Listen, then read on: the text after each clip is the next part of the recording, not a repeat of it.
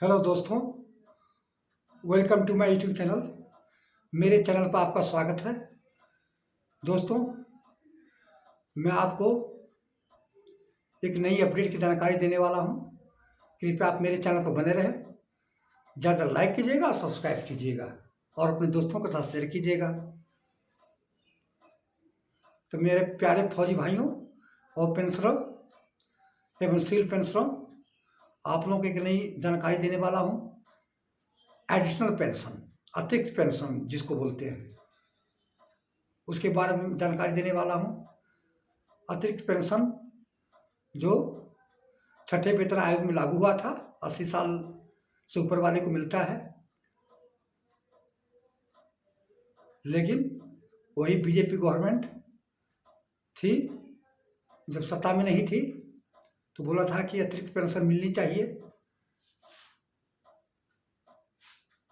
और जब वो सत्ता में आई तो JPC, joint parliament committee, JPC की कमेटी गठित हुई है।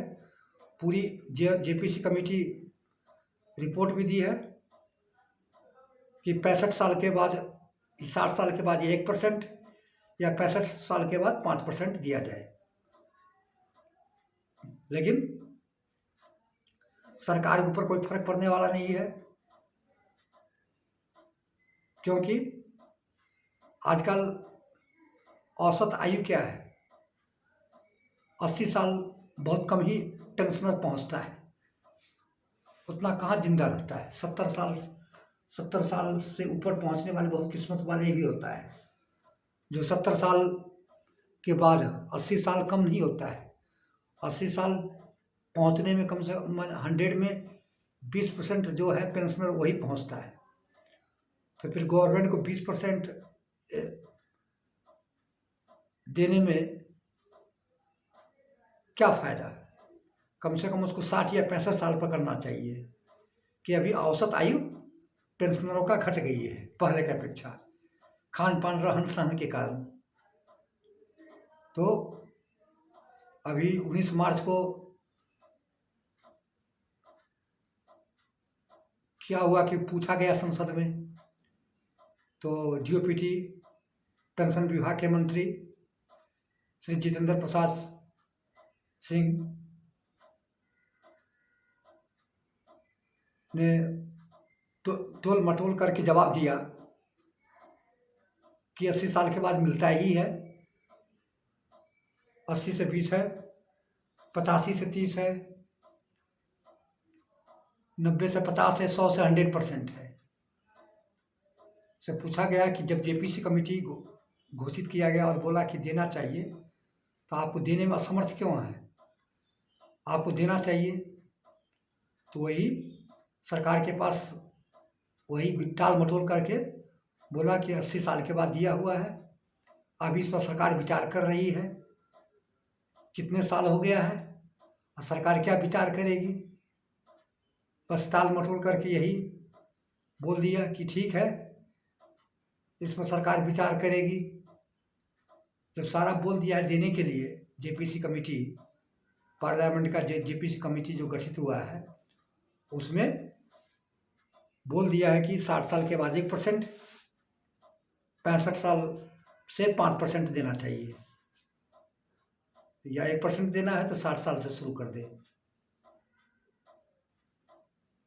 तो दोस्तों, मेरे प्यारे फौजी भाइयों और पेंशनरों, ये सरकार कुछ नहीं देने वाली है।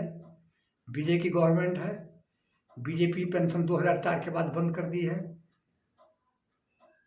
और अभी यूनिफाइड पेंशन स्कीम यूपीएस लागू किया है 1 अप्रैल से। पार्लियामेंट्री फोर्स अर्धसैनिक बल का दिल्ली हाई कोर्ट किया था कि इन लोगों को आर्मी के बराबर ड्यूटी करता है, उनको पेंशन मिलना चाहिए।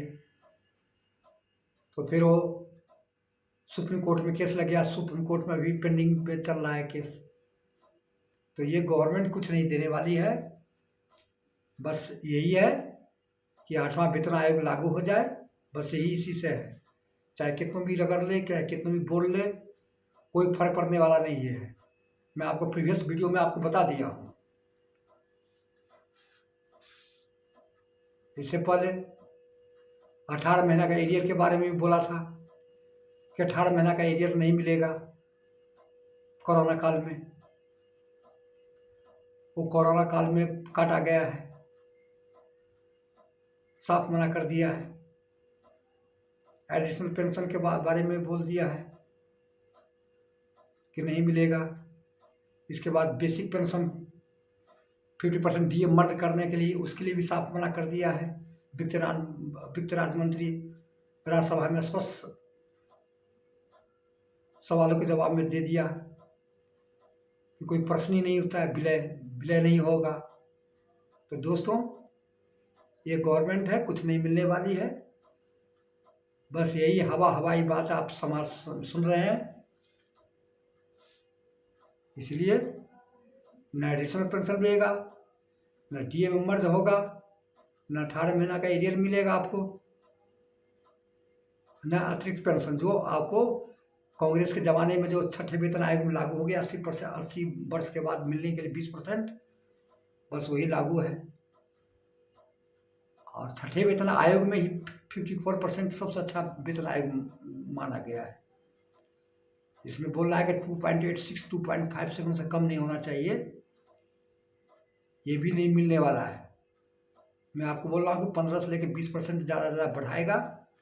1.92 से ज़्यादा मिलने वाला नहीं है फिटमेंट फैक्टर, और 2.08 से।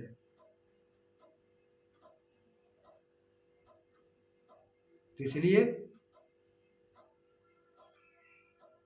चाहे कितना भी केंद्रीय संगठन चाहे लेटर पर लेटर लिखे, संगठन लेटर पर लेटर लिखे, कोई इफेक्ट पड़ने वाला नहीं है।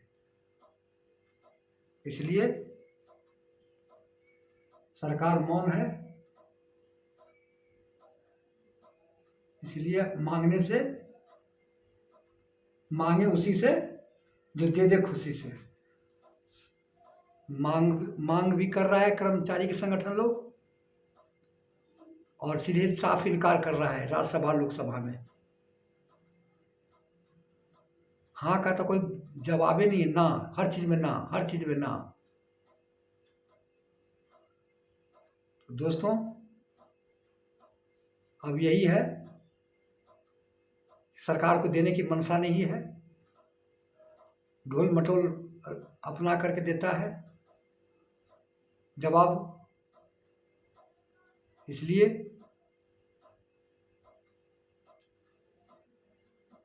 मैं आप लोगों से रिक्वेस्ट है, आग्रह है कि आप हमारे बातों पर ध्यान देते हुए आप एक गांठ मान लीजिएगा, कमेंट कीजिएगा कि ये सही बोल रहा है। हम जो भी है ऑथेंटिक बोलूँगा, सच्चाई बोलूँगा, जमीनी हकीकत जो होगा। दोस्तों, ये थी जानकारी। कैसा लगा कमेंट कीजिएगा, ज़्यादा लाइक कीजिएगा, सब्सक्राइब कीजिएगा।